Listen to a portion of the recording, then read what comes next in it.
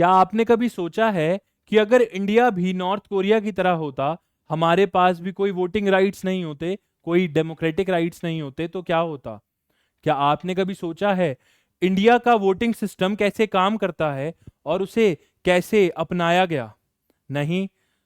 तो चलिए दोस्तों, मैं हूं आपका कौस्तुभ अग्रवाल और आज हम पढ़ेंगे इलेक्शन सिस्टम इन इंडिया। इस चैप्टर को समझते हुए मैं आपको नोट्स बनवाता हुआ, चार्ट बनवाता हुआ चलूंगा, जिसमें only in one page whole chapter will be covered.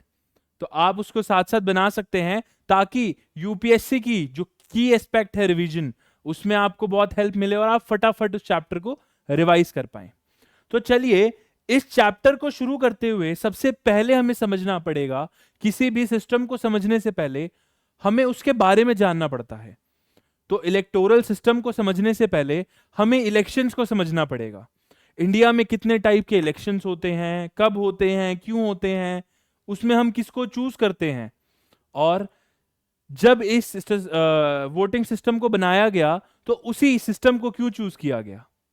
तो इस चैप्टर को समझते हुए हमें सबसे पहले समझना पड़ेगा इलेक्शंस इन इंडिया। अब हमारी कंट्री में मेजरली जो पूरे वर्ल्ड की नजर रहती है, पूरी कंट्री जिस पे डिपेंडेंट रहता है, वो 3 इलेक्शंस होते हैं। The first one is union parliament election. मेरे को फटाफट बताओ कि इस इलेक्शन में जो 2 हाउसेज हैं, upper house lower house, means Rajya Sabha and Lok Sabha, इसमें हम किसको चूज करते हैं? फटाफट आंसर दो। और करेक्ट, इसमें हम चूज करते हैं हमारे member of parliament, means MP को।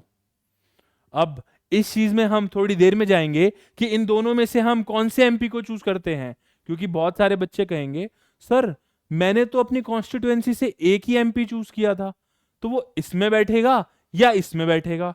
कोई नहीं, थोड़ी देर में हमें सारी चीजें बहुत अच्छी तरह क्लियर हो जाएंगी। The second election that is the most important is the state legislature election. अब मुझे फटाफट बताओ, इसके 2 पार्ट्स हैं, लेजिस्लेटिव असेंबली और लेजिस्लेटिव काउंसिल। लेजिस्लेटिव काउंसिल को एक बार हम ब्रेक देते हैं और हम सोचते हैं लेजिस्लेटिव असेंबली में हम किसको चूज करते हैं। फटाफट आंसर दीजिए। एंड करेक्ट, इसमें हम चूज करते हैं अपने एमएलए, अपनी कॉन्स्टिट्यूएंसी से मेंबर ऑफ लेजिस्लेटिव असेंबली को हम चूज करते हैं। लेजिस्लेटिव काउंसिल क्या होता है, इस चीज को समझने में बहुत सारे बच्चों को दिक्कत हो सकती है, बिकॉज मैक्सिमम स्टेट्स में लेजिस्लेटिव काउंसिल जैसा कोई कॉन्सेप्ट ही नहीं होता। इंडिया में गिनती के कुछ स्टेट्स में ये अभी भी चल रहा है, and it is same like Rajya Sabha. जो बड़ी स्टेट्स हैं लाइक महाराष्ट्र, यूपी, उसमें अभी भी ये कॉन्सेप्ट है जिसमें हम चूज करते हैं एमएलसी। अब बहुत सारे बच्चे फिर कहेंगे सर मेरे को बहुत अच्छी तरह ध्यान है, मैंने एमएलए को तो वोट किया था, पर मैंने अपनी पूरी लाइफ में एमएलसी को तो वोट किया ही नहीं। कोई नहीं, इस चीज को भी हम धीरे धीरे अभी समझेंगे कि आपने एमएलसी चूज करते हुए वोट क्यों नहीं किया। आपने next election that is president and vice president of our country, उनको चूज करने में कभी वोट क्यों नहीं किया। अभी वाइस प्रेसिडेंट का इलेक्शन सितंबर में है, क्योंकि हमारे लास्ट वाइस प्रेसिडेंट ने रिजाइन कर दिया था। तो उसके इलेक्शंस में क्या आपके पास कोई कैंपेनिंग करने आया? नहीं आया। क्या आपसे कोई वोट मांगने आया? नहीं आया। तो फिर इसमें कौन वोट करता है? अब इस सिस्टम हमें यह समझ आ गया कि टाइप्स ऑफ इलेक्शंस हमारी कंट्री में क्या होते हैं। करेक्ट है। अब हमें उसका सिस्टम समझना है, जिस चैप्टर की हमने अब शुरुआत करेंगे। अब अपने दिमाग को बिल्कुल रिलैक्स कर दीजिए और मेरे साथ देखिए।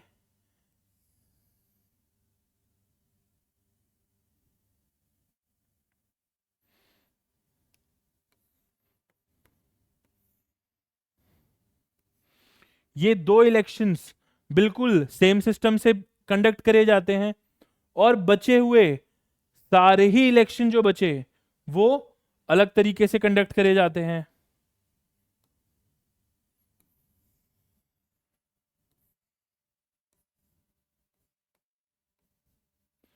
करेक्ट है। चलिए, अब इस चैप्टर का जो मेन एस्पेक्ट है वो शुरू होने जा रहा है। हम एक साइड पढ़ेंगे लोकसभा और लेजिस्लेटिव असेंबली का सिस्टम, और दूसरी तरफ हम पढ़ेंगे हमारे राज्यसभा एमपी, एमएलसी और प्रेसिडेंट एंड वाइस प्रेसिडेंट के इलेक्शन के बारे में। अब ये समझते हुए सबसे पहले आपको कुछ दिमाग नहीं लगाना, हमें सब धीरे धीरे समझ आ जाएगा। हमें सबसे पहले समझना है इस सिस्टम का नाम क्या है। तो बच्चों लिखो, इस सिस्टम का नाम है FPTP। Correct, FPTP। अब ये क्या बला है, तो इसकी फुल फॉर्म लिखो, first past the post. Correct है, इसमें लिखो first past the post system. And the second one is, उसको मैं पहले बताता हूं, अगले पेज पे हम सारा कवर करेंगे, फिर आप लोग इसी में कंटिन्यू करना, मेरे पास जगह कम है इस वजह से मैं दूसरे पेज पे शिफ्ट कर रहा हूं।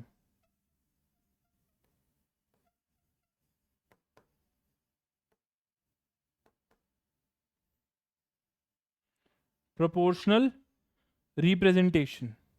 अब बहुत सारे बच्चे बिल्कुल कमेंट बॉक्स में सही जवाब दे रहे हैं कि सर इसमें और इसमें तो हमने वोट करी है, लोकसभा में और एमएलए के इलेक्शन में हमने वोट करी है, मतलब एफपीटीपी तो हम यूज कर रहे हैं, पर हमने कभी भी राज्यसभा, लेजिस्लेटिव काउंसिल और प्रेसिडेंट एंड वाइस प्रेसिडेंट के इलेक्शन में वोट नहीं करी है। इसका मतलब प्रोपोर्शनल रिप्रेजेंटेशन हमें नहीं पता। चलिए अब इस दोनों सिस्टम को ही समझते हैं। इधर हम समझेंगे FPTP। चलिए, अब इस सिस्टम को समझने के लिए मेरे साथ बहुत सारे जो एस्पिरेंट्स हैं वो बिल्कुल उनको क्लिक करेगा कि सर ये सिस्टम तो हमें पता है क्या होता है, ये सिस्टम समझाने की जरूरत ही नहीं पड़ती, क्योंकि ये आपने प्रैक्टिकल लाइफ में मैक्सिमम स्टूडेंट्स ने किया होगा। आप सब ने ये वाली मशीन तो देखी ही होगी, करेक्ट है? आप सब ने, मैं ये मान के चल रहा हूं कि आप सब ने वोट करी होगी, और जिसने नहीं करी वो आने वाले टाइम में अपनी स्टेट में एमसीडी के इलेक्शंस में या फिर लोकसभा आने वाले टाइम में आप वोट करेंगे। तो आप देखेंगे कि इस टाइप की एक मशीन होती है, इस मशीन को हम क्या बोलते हैं? ईवीएम। यस, ईवीएम मशीन होती है। इसमें अब फॉर एग्जाम्पल हम एक एग्जाम्पल लेके चलते हैं कि एक क्लासरूम है, एक क्लासरूम है, मेरी ही क्लासरूम है, और मैंने कहा 100 बच्चों की क्लासरूम है, और मैंने कहा कि मैं क्लास मॉनिटर का इलेक्शन कंडक्ट करने जा रहा हूं, मैं क्लास मॉनिटर का इलेक्शन कंडक्ट करने जा रहा हूं। ठीक है, सब एक्साइटेड हो गए कि हाँ सर इलेक्शन कराओ, हम भी यूथ आइकन बनेंगे, युवा नेता बनेंगे। ठीक है, अब मैंने कहा कि आप सब मेरे को फॉर्म दो जिसको इलेक्शन में कंटेस्ट करना है।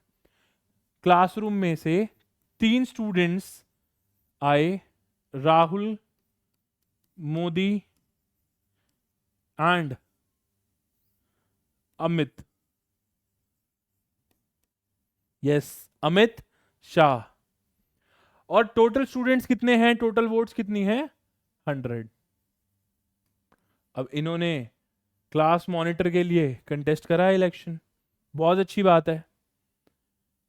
अब वोटिंग डे आया, इन्होंने अपनी पूरी कंटेस्ट बहुत अच्छी तरह किया, सबको कन्विंस किया, और जब रिजल्ट का दिन आया तो मिस्टर राहुल गांधी को कितने वोट्स मिले? हाइपोथेटिकली आज हम इनको जिता देते हैं। 40 वोट्स किसको मिले? मिस्टर राहुल गांधी को। 35 वोट्स किसको मिले? मिस्टर मोदी को। एंड 25 वोट्स किसको मिले? मिस्टर अमित शाह को। करेक्ट है? मान लो यार, इस चीज को मानने में किसका क्या जा रहा है? अब दिस इज द रिजल्ट। अब मुझे आप सब आंसर दीजिए कि जब मैंने आप सबसे वोटिंग कराई और क्लास मॉनिटर का रिजल्ट यह आया, तो मैं किसको विनर डिक्लेयर करूंगा? ऑब्वियसली इसमें कौन जीता? राहुल गांधी। इनका क्या हो गया? Winner winner chicken dinner. ठीक है, बिल्कुल ठीक है, क्योंकि क्या था, क्लास में सबसे ज्यादा वोट्स राहुल गांधी को मिली, तो वो इलेक्शन जीत गए। पर अगले ही सेकंड मोदी और अमित शाह बोले कि कौस्तुभ सर, कोई नहीं, आप एक काम कीजिए, 35 स्टूडेंट्स मुझे लाइक करते हैं और 25 स्टूडेंट्स मुझे लाइक करते हैं। तो अमित शाह जी बोले मेरी वोट भी मोदी जी को दे दो, और ये वोट कितनी हो गई? 60। It means it is greater then Rahul Gandhi, तो हम अपनी सरकार बना लेते हैं क्लास में। पर मैंने कहा नहीं, रुक जाओ। एफपीटीपी सिस्टम ही ये कहता है कि चाहे आपको majority of the votes class की नहीं मिली, आपको सिर्फ 40%, 40 वोट्स मिली, मेजॉरिटी आपके साथ नहीं है, but still you are the winner, क्योंकि जितने लोगों ने इलेक्शन को कंटेस्ट किया उसमें सबसे ज्यादा वोट किसको मिली? आपको मिली। करेक्ट है। अब हमें क्या समझ आया? अब इसको ईवीएम के साथ समझते हैं। फर्स्ट पे राहुल गांधी, मोदी एंड अमित शाह। अब आप आए, आपको राहुल गांधी जी पसंद थे, आपने बटन दबाया, यहां पर्ची आ गई, आपकी वोट राहुल गांधी जी को चली गई। सेकंड स्टूडेंट आया, उसने बी दबाया, मोदी जी। ऐसे करके 40 टाइम्स राहुल गांधी की वोट हुई, बटन प्रेस हुआ, 35 टाइम्स मोदी जी का एंड 25 टाइम्स अमित शाह जी का। पर इलेक्शन से पहले आप हट सकते थे, पहले आप अलायंस कर सकते थे, but at the time of result and after the day of voting आप कुछ नहीं कर सकते। आप जिसको सबसे ज्यादा वोट मिलेंगी, ही और she will be the winner. तो इस सिस्टम में हमें क्या समझ आया? सबसे पहले मैं आपसे एक चीज पूछता हूं, क्या क्लास में जितने स्टूडेंट्स अवेलेबल थे, एक टॉपर था उसमें से एक टॉपर था कोई, और वो मेरा फेवरेट था, तो क्या मैं फेवरेटिज्म में उसको 2 वोट का चांस दे सकता हूं कि आप आइए, आपकी एक वोट 2 में काउंट होगी? कभी ऐसा सुना है कि आप वोट करने गए हो अपने एमएलए के लिए और आपकी वोट 2 के बराबर काउंट हो रही है? नहीं। तो इस सिस्टम में हम क्या कहते हैं? 1 man equals to 1 vote. Correct है। सेकंड हम क्या सीखा हमने? पर्सन विद, बताओ, पर्सन विद कौन जीतेगा? हाईएस्ट वाला, लोएस्ट वाला? Person with highest votes win. हाँ या ना? फटाफट। इसको हम एक चीज और बोल सकते हैं हिंदी में, सबसे आगे वही विजेता। इसमें ऐसा कोई सिस्टम नहीं है कि आपको इतनी वोट्स तो लानी ही पड़ेंगी। अगर आप अपने ओपोनेंट से 1 वोट भी ज्यादा ले आए तो आप विनर कहलाए जाओगे। अगर आप 1 वोट भी उससे ज्यादा ले आए तो you will be the winner. ठीक है, कोई दिक्कत? अब हमने क्या समझा? First past the post system. First past the post, जो सबसे आगे है, फर्स्ट है, वो क्या होगा? Winner. And he will be the chosen Lok Sabha MP और state legislative MLA, member of legislative assembly. Correct है। किसी को कोई डाउट है तो फटाफट मेरे को कमेंट बॉक्स में पूछ के बताइए, फटाफट पूछिए, फटाफट।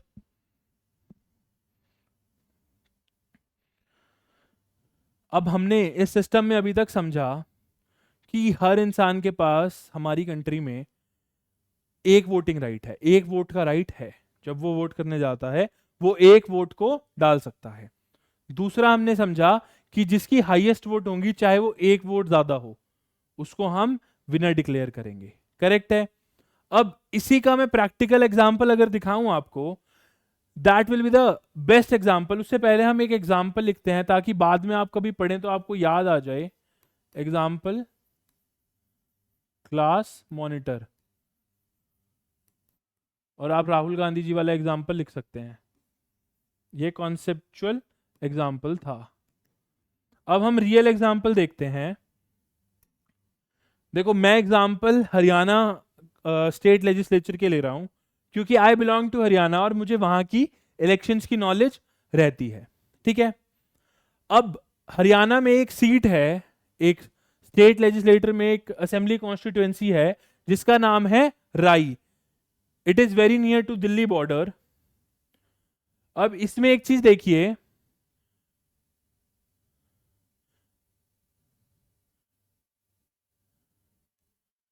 टू 2014 के असेंबली इलेक्शंस में यहां पे क्या हुआ, आप पढ़ के बताइए कि जो विनर थे उनको कितनी वोट्स मिली और जो सेकंड पे थे उनको कितनी वोट्स मिली, और उनके बीच में डिफरेंस कितना है। सिर्फ 3 वोट्स का डिफरेंस है, सिर्फ 3 वोट्स का। अब मैं आपसे क्वेश्चन पूछता हूं कि क्या 3 वोट्स में मैं ये कह सकता हूं कि ये डिजर्व नहीं करते थे, जिनका नाम है इंद्रजीत, ये डिजर्व ही नहीं करते थे? क्या मैं ये कह सकता हूं? नहीं कह सकता। क्या मैं ये कह सकता हूं कि जो थर्ड पे हैं उनको भी ऑलमोस्ट नियर बाय वोट्स मिली हैं, तो क्या वो डिजर्व नहीं करती थी? डिजर्व तो वो भी करती थी। इस सिस्टम में हम ये कहते हैं जो सबसे आगे है, चाहे वो 1, 2 या 3 वोट ही आगे है, उसको हम विनर डिक्लेयर कर देंगे। इसी के साथ सिर्फ 3 वोट्स के साथ ये इलेक्शन जीत गए और 5 साल एमएलए की तरह इन्होंने काम किया उस कॉन्स्टिट्यूएंसी में। ठीक है, इसी के साथ हम अब एक सेकंड एग्जांपल भी समझते हैं। हमारी इंडिया में बहुत बहुत सारी कॉन्स्टिट्यूएंसीज में आपको देखने को मिलेगा, चाहे वो स्टेट की हैं चाहे वो यूनियन की हैं। बहुत बार क्या होता है, एक पार्टी से 2 लोग तैयारी कर रहे होते हैं, दोनों का एरिया में अच्छा नाम होता है, पार्टी का भी नाम होता है। अब पार्टी टिकट तो एक को देगी, और यही इस सीट पे हुआ। इस सीट अभी 2024 में हरियाणा के इलेक्शन थे, और इस सीट जिसका नाम है गोहाना असेंबली कॉन्स्टिट्यूएंसी, इसमें क्या देखने को मिलता है, अब आप लोगों को तो पता नहीं है पर मैं बताता हूं। यहां पे बीजेपी ने टिकट दी अरविंद कुमार शर्मा, ये मिनिस्टर भी हैं अभी सरकार में। ठीक है, अब यहां से कांग्रेस के 2 लीडर्स तैयारी कर रहे थे, कर तो बहुत सारे रहे थे। First one is Jagbir Singh Malik, और अगर आप देखेंगे तो ये 3 टाइम से लगातार इस कॉन्स्टिट्यूएंसी से एमएलए थे। इनको मिली 46,600 वोट्स। एंड जो थर्ड आए जिनका नाम है Harsh Shikara, he is also a member of Congress. अब इन्होंने कांग्रेस को कहा कि मुझे टिकट दे दो मैं जीत जाऊंगा, पर कांग्रेस ने इनको टिकट नहीं दी, तो ये इंडिपेंडेंटली इलेक्शन इन्होंने कंटेस्ट किया और 14,761 वोट्स इनको मिली। अब क्या मैं ये कह सकता हूं कि जो सपोर्टर्स इनके साथ जुड़े हुए थे, अगर कांग्रेस इनको टिकट देती तो वो वोट्स कांग्रेस और इनकी मिला के बीजेपी से ज्यादा होती और ये जीत जाते? क्या मैं ये कह सकता हूं या नहीं कह सकता? क्योंकि कांग्रेस अगर टिकट देती तो हार्डकोर कांग्रेस के वोटर्स भी इनको वोट देते, और जो इनकी फॉलोइंग है वो भी इनको वोट देती, और बीजेपी यहां पे जीत जाती, वो हार जाती। तो आपको बहुत सारी एफपीटीपी में आपको यही देखने को मिलेगा जो हमने अभी क्लास मॉनिटर वाले एग्जाम्पल में समझा, कि अगर अब ये दोनों एक हो जाएं तो ये कुछ नहीं कर सकते। बेशक यहां की जो पब्लिक है वो कांग्रेस को ज्यादा चाह रही है, क्योंकि ये दोनों कांग्रेस के लीडर्स हैं, और इसी वजह से कांग्रेस यहां पे काफी टाइम से रूल कर रही है, सिंस 2005। पर एफपीटीपी में हमें ये अक्सर देखने को मिलता है, जो सबसे आगे वो विजेता। ठीक है, उसका चिकन डिनर होगा। करेक्ट है, हमें सिस्टम बहुत अच्छी तरह समझ आया। एफपीटीपी में हमने समझा एक इंसान एक वोट देगा, दूसरी चीज जिसकी सबसे ज्यादा वोट होंगी, चाहे वो एक ही वोट ज्यादा क्यों ना हो, वो जीता माना जाएगा। करेक्ट है। अब आप सबसे मैं एक क्वेश्चन पूछता हूं कि जब हमारा देश आजाद हुआ तो हमारे जितने भी कॉन्स्टिट्यूएंट असेंबली में लीडर्स थे उनके पास बहुत सारे सिस्टम थे वोटिंग मेथड्स को चूज करने के। ठीक है, उन्होंने बहुत सारे एक्सप्लोर भी करे, पर यही सिस्टम चूज क्यों किया उन्होंने? उनको ऐसा क्यों लगा कि एफपीटीपी ही सबसे अच्छा होगा? इसमें आप रियल में लिख लीजिए, राई एंड गोहाना असेंबली। ठीक है,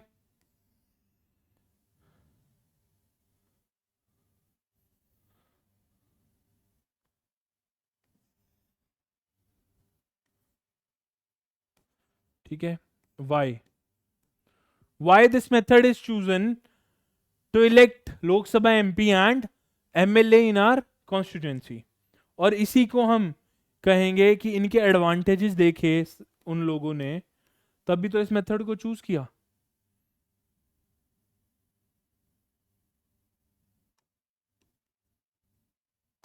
तो यही रीजन है वाई टू चूज का, और यही आंसर है क्या इस मेथड के एडवांटेजेस का। तो आप मुझे सोच के बताइए, अगर आप 1947 में होते, आप उस टाइम होते और आप कॉन्स्टिट्यूएंट असेंबली में बैठे हुए एक लीडर होते, तो आप इस सिस्टम में आपको क्या अच्छाइयां दिखी जो आप इसको चूज करते, और क्या उनको भी दिखी होंगी वही चीजें या नहीं? मेरे को फटाफट कमेंट करके बताओ, इससे आपका ब्रेन डेवलप होगा कि ये मेथड क्यों चूज किया गया। सबसे पहला, इसकी सिंप्लिसिटी। सबसे पहले क्या, इस मेथड की सिंप्लिसिटी। हमारा देश काफी सालों से किसी ना किसी के अंडर, किसी ना किसी के राज में जी रहा था। अब कॉन्स्टिट्यूएंट असेंबली ने देखा कि हम कोई भी रिस्क नहीं ले सकते किसी भी कॉम्प्लेक्स स्ट्रक्चर को इंडिया में इंप्लीमेंट करके। क्यों? क्योंकि हमारे देश की पॉपुलेशन इतनी थी कि अगर हम कोई भी कॉम्प्लेक्स सिस्टम को यहां पे लगा देते तो हमें लीडर चूज करने में बड़ी दिक्कत होती, और अगर एक गलत लीडर हम चुन लेते तो हम दोबारा उसी टाइम में चले जाते जो 1947 से पहले का टाइम था। करेक्ट है? तो सबसे पहला आंसर क्या हुआ, सिंप्लिसिटी।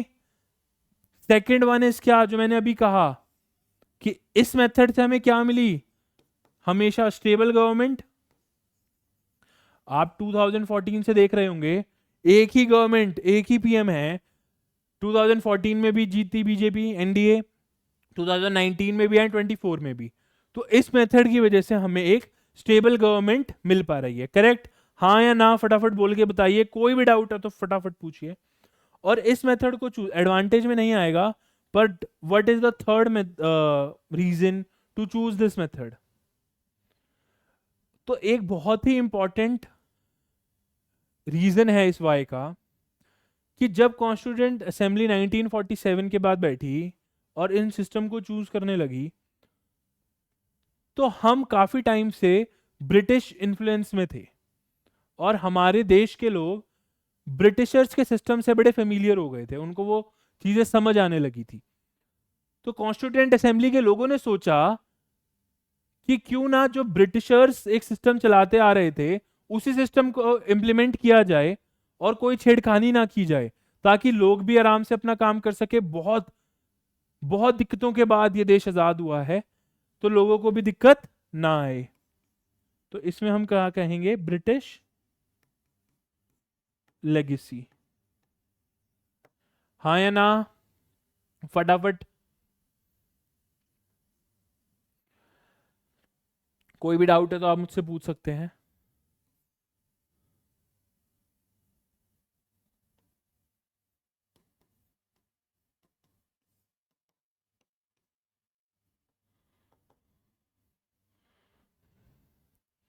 हर सिस्टम, हर चीज अपने साथ अगर अच्छाई लेके आती है तो बुराई भी लेके आती है। और इस सिस्टम की क्या आप कोई बुराई सोच सकते हैं? सोच के बताइए। मेरी नजर में तो एक ही बुराई है, ये मैं ये कह रहा हूं कि हो सकता है इन कैंडिडेट से अच्छे ये हों या इनसे अच्छे ये हों या ये भी अच्छे हों, पर एक सिस्टम की वजह से, सिर्फ 3 वोट्स की वजह से 5 साल लोगों को वेट करना पड़ेगा अपने फेवरेट लीडर को जिताने के लिए। अब देखो 2014 में, 2019 में कौन जीता? बीजेपी। 2014 में कौन जीता? आईएनसी। और 2024 में बीजेपी कृष्णा गहलावत। इनको यहां भी वोट्स मिली थी, इनको जब बीजेपी से टिकट मिली तो यहां भी वोट्स मिली थी। इसका मतलब ये वहां के लोगों में फेमस थी, लोग इनको चाहते थे, कह सकते हैं हम इनको तो लोग चाहते थे। उस टाइम नहीं आई, अगली बार नहीं आई, एक सिस्टम की वजह से ये अपनी कॉन्स्टिट्यूएंसी में जीत ही नहीं पाई और इनको 10 साल बाद मौका मिला लोगों के लिए काम करने का। आप समझ पा रहे हैं? तो इसलिए आपका चाहे आप जीत गए, आपका जो परसेंटेज है वोट का वो चाहे 20% ही क्यों ना है, पर स्टिल आप लीडर चुने जाएंगे। आप 80% कॉन्स्टिट्यूएंसी के लोग आपको पसंद भी नहीं करते, पर still you will be the leader. And यही इसका सबसे बड़ा लूप होल है, सबसे बड़ा डिसएडवांटेज है कि वेस्टेड वोट्स। मैं इसको देख के कहता हूं कि 31% लोगों ने आपको किया, मतलब 70% लोग तो आपको नहीं चाहते ना। 70% इनको भी नहीं चाहते और 70% इनको भी नहीं चाहते, तीनों में से 70% किसी को नहीं चाहते, फिर भी आप लीडर चूज होके आ रहे हैं। सेम यहाँ पे है, अगर 46 है, almost near to majority, but 54% people तो आपको, मेजोरिटी तो आपको पसंद अभी भी नहीं कर रही ना। तो ये इसका सबसे बड़ा डिसएडवांटेज है वेस्टेड वोट्स, कि आप चाहे अच्छे लीडर हैं चाहे बुरे लीडर हैं, इस सिस्टम में अगर आप सबसे आगे हैं तो आप जीते माने जाएंगे और बाकी लोगों की जो मेजोरिटी की वोट्स है वो वेस्ट हो जाएंगी। Second disadvantage is disproportionate representation.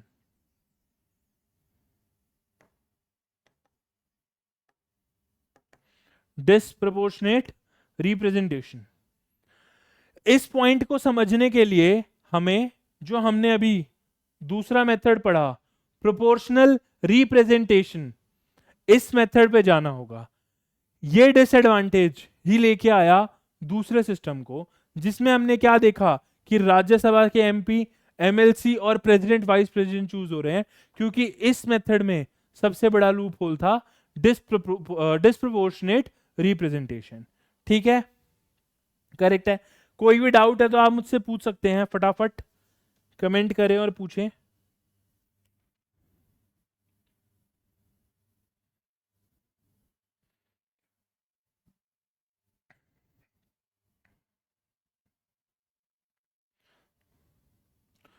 अब इस मेथड का जो सबसे बड़ा डिसएडवांटेज था वो ये था कि माइनॉरिटी को चांस ही नहीं मिल रहा।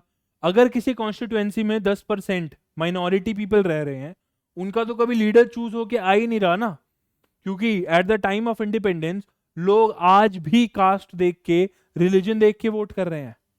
इसी वजह से हम लेके आए इस मेथड को, जिसका नाम था क्या, प्रोपोर्शनल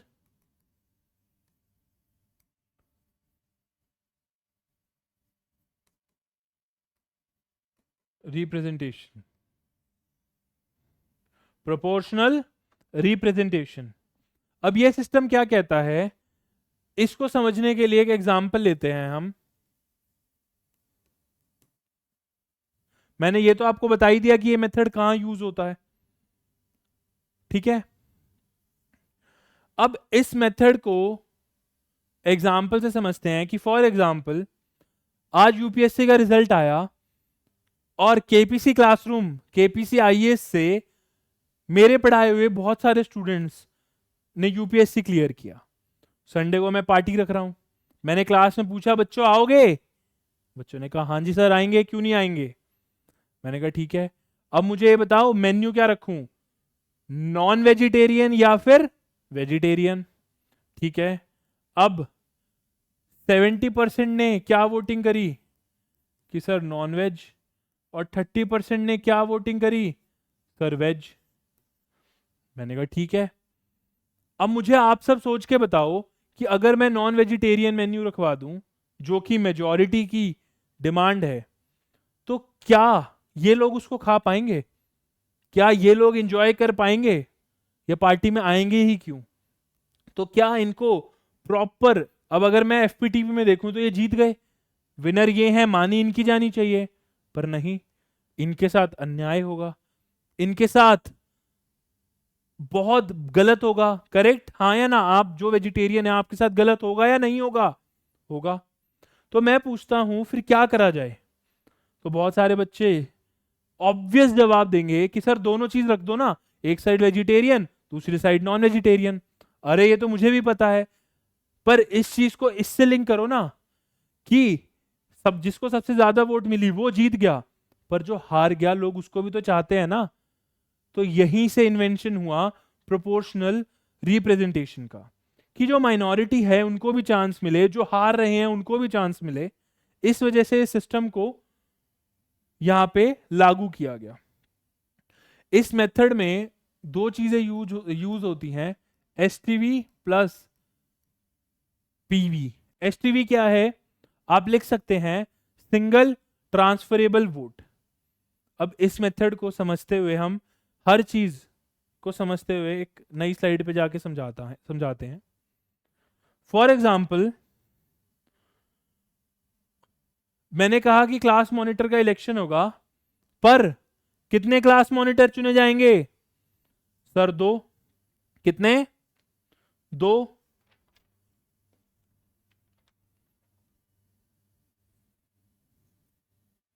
वेट अ मिनट। ठीक है, मैंने कहा कितने क्लास मॉनिटर चुने जाएंगे? सर दो या फिर एक।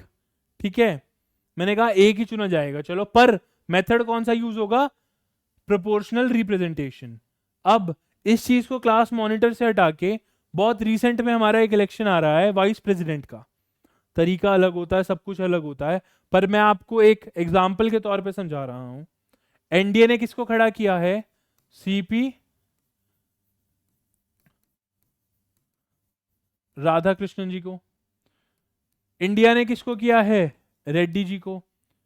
और सपोज कीजिए कौस्तुभ सर भी आपने कहा सर आप भी करो ना कंटेस्ट, मैं भी पहुंच गया, मैंने कहा ठीक है, मैं भी वाइस प्रेसिडेंट बनना चाहता हूं, आइए और वोट कीजिए।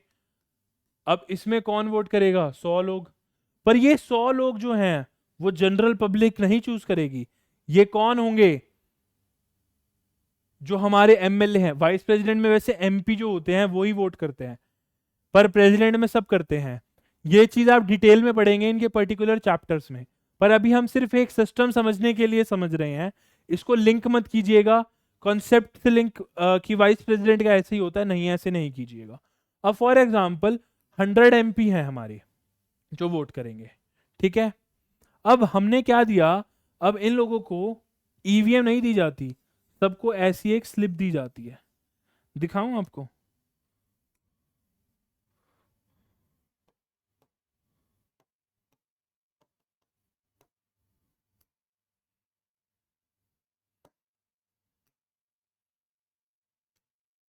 तो इस टाइप का ना बैलेट पेपर होता है, देखिए इसमें नाम लिखा होगा किसका?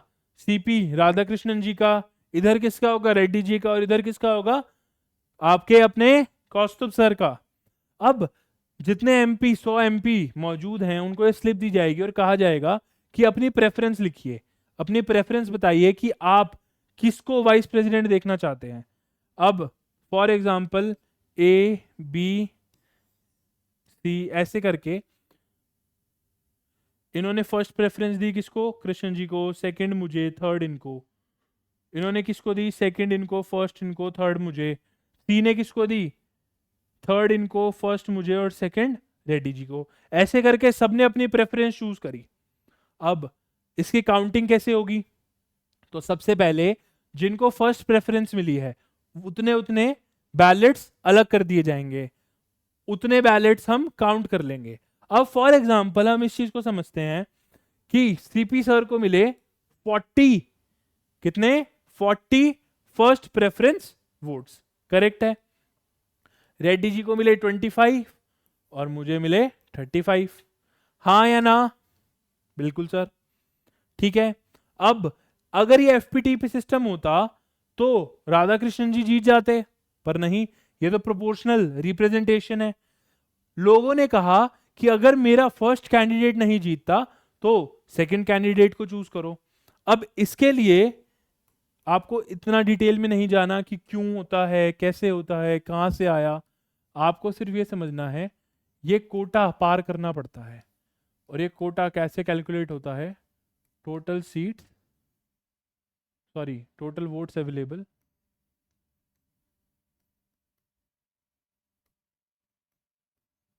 Total votes divided by what, seats plus 1, इसमें वैलिड और कर दो, वैलिड वोट्स प्लस में 1, ठीक है। अब इधर इधर कोटा कैसे कैलकुलेट होगा, देख के बताइए। टोटल वैलिड वोट्स कितनी है 100, सीट कितनी है 1 प्लस 1 प्लस 1 कितना हुआ 51। 51 वोट अगर मुझे मिलेंगी तो मैं जीत जाऊंगा, या किसी को भी मिलेंगी तो वो जीत जाएगा, ठीक है। अब हमने देखा क्या किसी ने भी 51 का आंकड़ा पार किया, नहीं किया।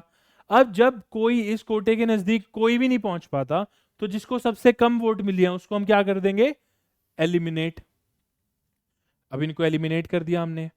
अब इन 25 वोट्स की सेकंड प्रेफरेंस देखी जाएगी कि किसको मिली। अब इनकी सेकंड प्रेफरेंस जो है वो काउंट की जाएगी, और हो सकता है इनकी सबकी सेकंड प्रेफरेंस मैं हूं, तो मेरे को वोट कितनी मिल गई 60। क्या ये कोटा से ज्यादा है, हाँ या ना, हाँ जी सर ये कोटा से ज्यादा है। तो who will be the winner, किसका होगा विनर, विनर चिकन डिनर मेरा, I will be the vice president of India. It's just a joke. ये हमने सिस्टम समझा कि प्रेफरेंस के अकॉर्डिंग वोट होगी, और जिसको प्रेफरेंशियल वाइज ज्यादा वोट मिलेंगी वो ही होगा विनर, वही होगा क्या, विनर।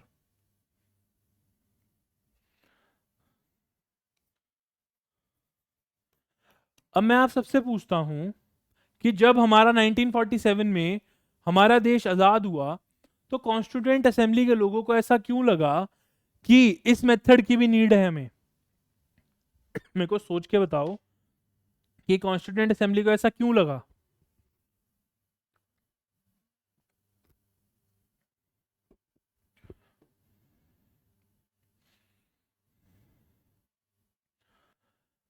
अगर आप होते तो आप इस मेथड को इंप्लीमेंट करते या नहीं करते, मुझे इतना सोच के फटाफट बताओ। एक मैं आपसे एक ऑब्वियस सा रीजन पूछता हूं और आपको एक बात बताता हूं कि होता क्या है। हमारी कंट्री में बहुत सारी स्टेट्स ऐसी हैं जहां पर लोकल लीडर और लोकल पार्टी का इन्फ्लुएंस बहुत ज्यादा है। फॉर एग्जाम्पल आज J&K में कौन है, उमर अब्दुल्ला। ही क्या वो पूरे देश में कंटेस्ट करते हैं, नहीं, he is minority party, he is state specified party. Delhi में आम आदमी पार्टी थी, हाँ उन्होंने एक्सटेंड करके वो नेशनल पार्टी जरूर बने, पर जब उन्होंने अपनी पॉलिटिकल जर्नी शुरू करी तो वो दिल्ली तक ही सीमित थे।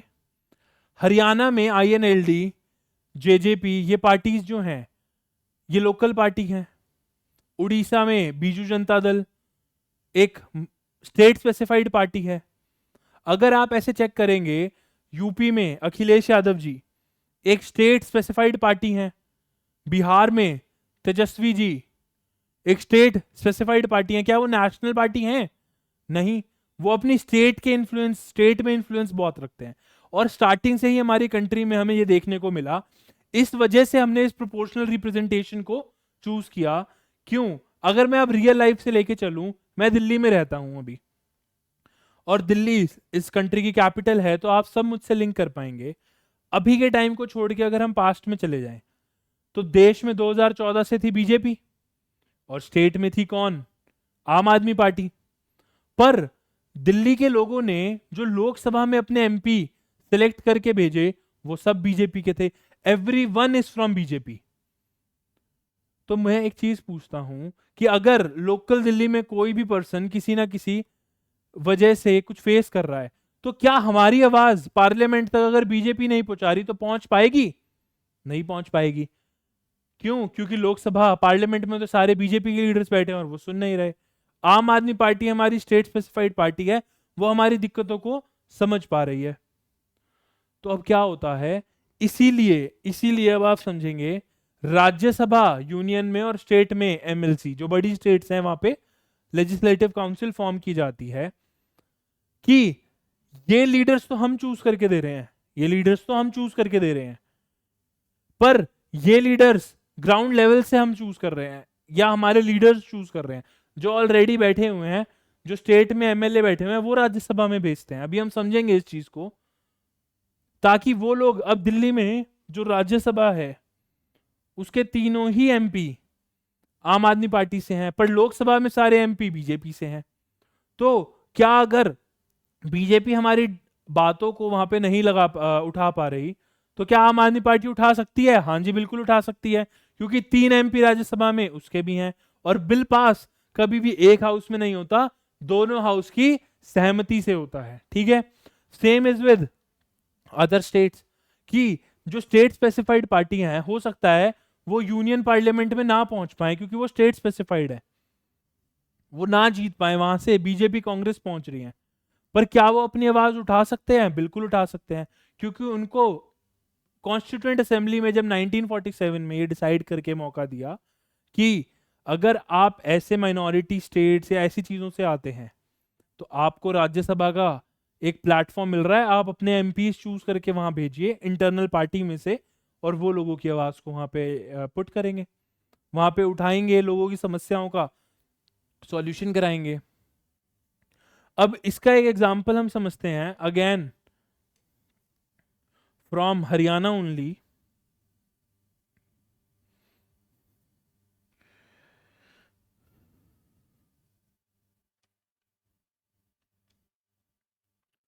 हरियाणा में 2022 में राज्यसभा की कुछ सीट्स वेकेंट थी, 2 सीट्स वेकेंट थी। ठीक है, मैं आपके सामने पूरी केस स्टडी रखता हूं ताकि आप समझ पाए। राज्यसभा हरियाणा 2022। ठीक है, स्टेट में बीजेपी के पास थी 40 सीट्स, कांग्रेस के पास थी 31 सीट्स,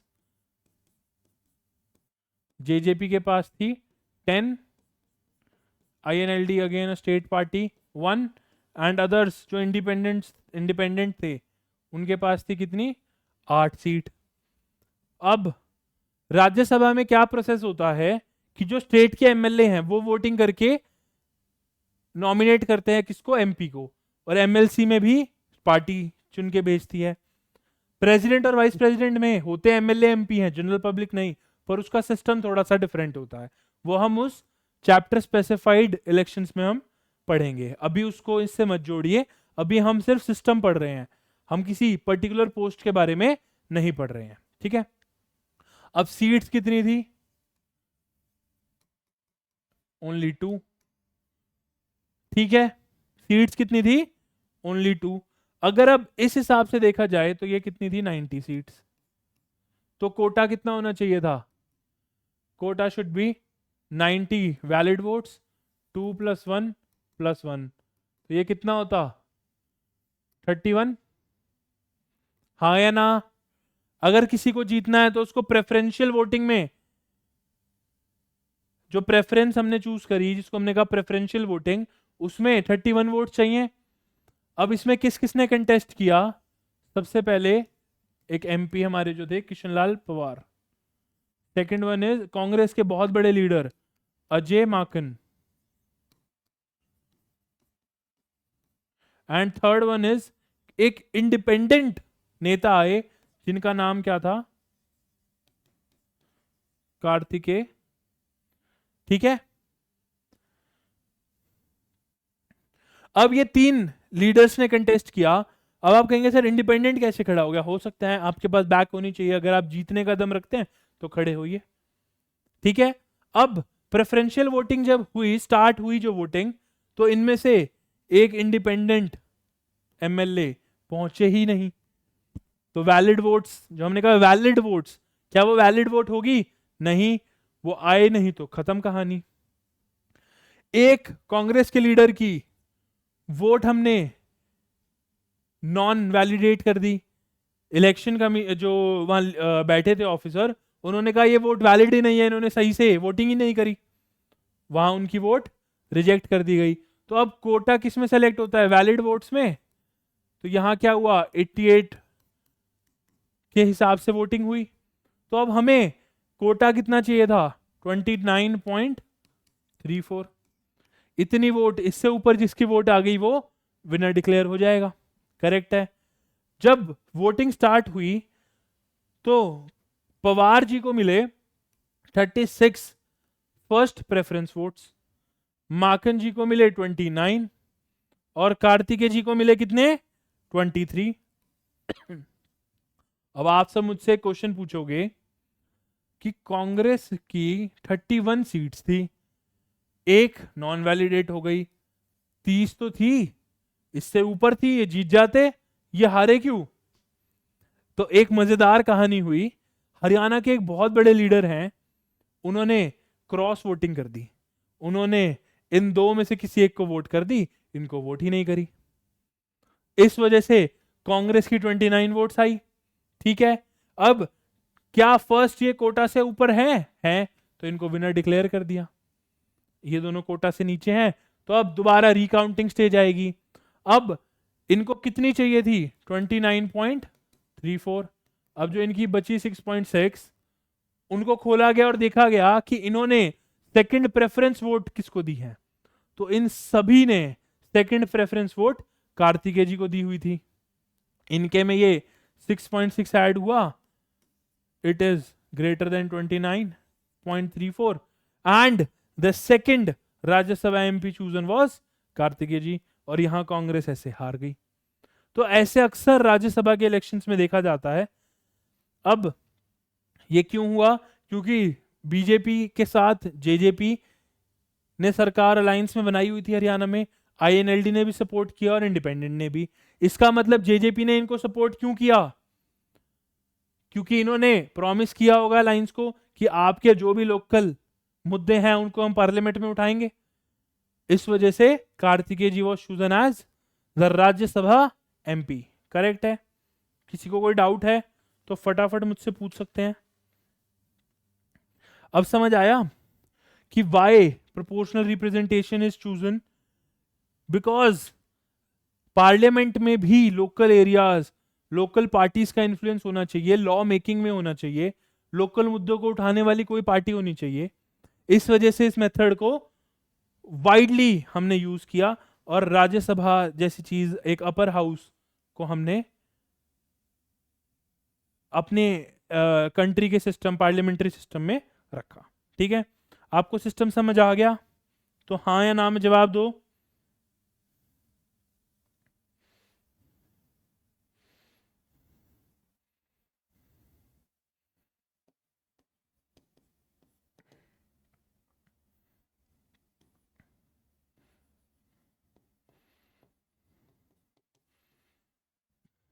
हाँ या ना में जवाब दो। अब एडवांटेजेस क्या हैं इस मेथड के? जो मुझे सबसे बड़ा और सबको सबसे बड़ा एडवांटेज लगता है कि माइनॉरिटीज को क्या दिया गया? माइनॉरिटीज आर गिवन अ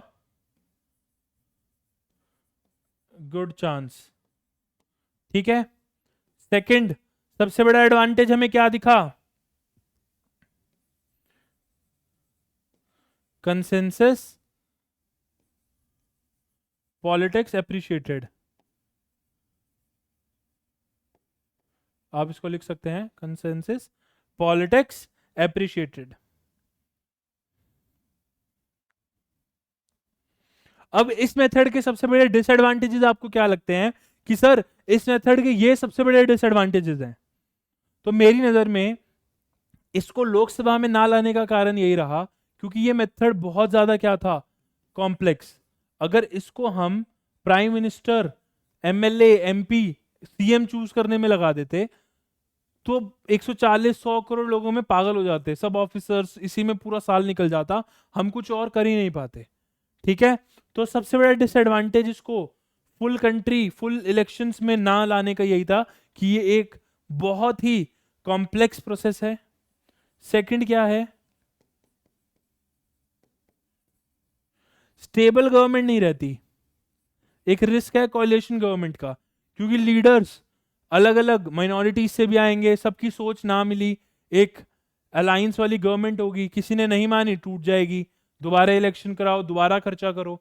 एक बहुत बड़ा रिस्क ये रहता है कि कोalition गवर्नमेंट आ सकती है और देश को उससे बहुत बड़ा नुकसान, एक स्टेबल गवर्नमेंट नहीं मिल सकती, देश के लिए काम रुक जाते हैं ऐसे केसेस में। आप अगर हिस्ट्री उठा के देखेंगे तो ऐसे केसेस में जहां अलायंस वाली गवर्नमेंट, जो डिपेंडेंट गवर्नमेंट है हमारे कंट्री, उसमें बहुत सफर करती है, ठीक है। And the third one is no direct connection with leader.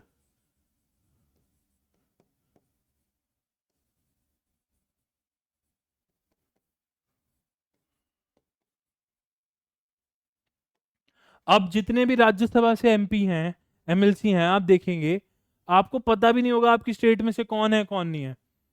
Party के जो टॉप लेवल के लोग होते हैं स्टेट में, पार्टी उनको बना देती है, उनको चांस दे देती है, वो वहां जाके लॉ मेकिंग में हेल्प करते हैं। आपके लिए टाइम ही नहीं होता, पार्टी उनको जरूर बताती है आपके मुद्दे क्या है, पर वो आपके लिए अवेलेबल, लाइक एमपी एमएलए जो लोकसभा से एमपी हैं, एमएलए हैं आपकी स्टेट के, उनकी तरह अवेलेबल नहीं होते, क्योंकि उनको कोई वोटिंग का खतरा ही नहीं है आपसे, उनको आपकी नीड ही नहीं है। तो इसका सबसे बड़ा डिसएडवांटेज है कि वो आपके बीच कभी आएंगे ही नहीं, क्योंकि उनको आपसे कोई वोट नहीं चाहिए, उनको आपसे कोई फायदा नहीं हो रहा है, ठीक है। एक बार क्विक रिवीजन करते हैं इस चैप्टर की। हमने समझा election system in India, 3 type के मेजर इलेक्शंस होते हैं, union, state and president and vice president.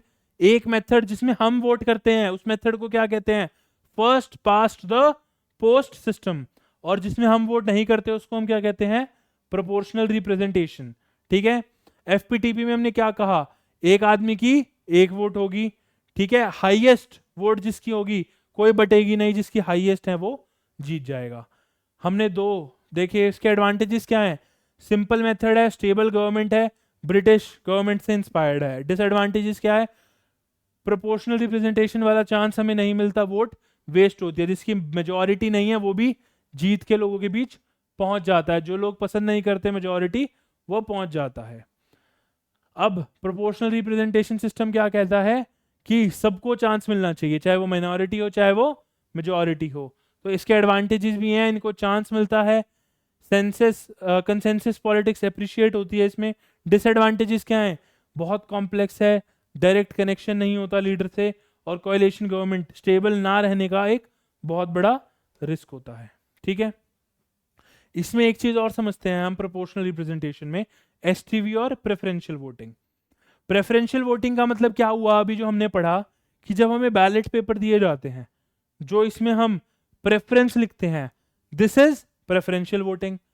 और सिंगल ट्रांसफरेबल वोट का मतलब क्या होता है, अब आप अगर एमएलए एमपी हो, आपके पास ये राइट है, तो आपको एक ही तो बैलेट पेपर मिलेगा ना, या आपको 3 बैलेट पेपर पकड़ा दूं, उसकी भी वोट आप कर दो उसकी भी वोट आप कर दो, नहीं, आपको एक ही बैलेट पेपर मिलेगा, आपको अपना मिलेगा।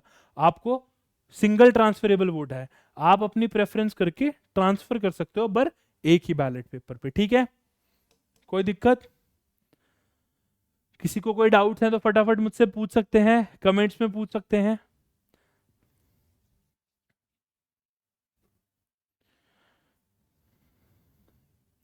चलिए, अगर आपको ये लेक्चर पसंद आया तो आप हमारे चैनल KPCIS को सब्सक्राइब कीजिए।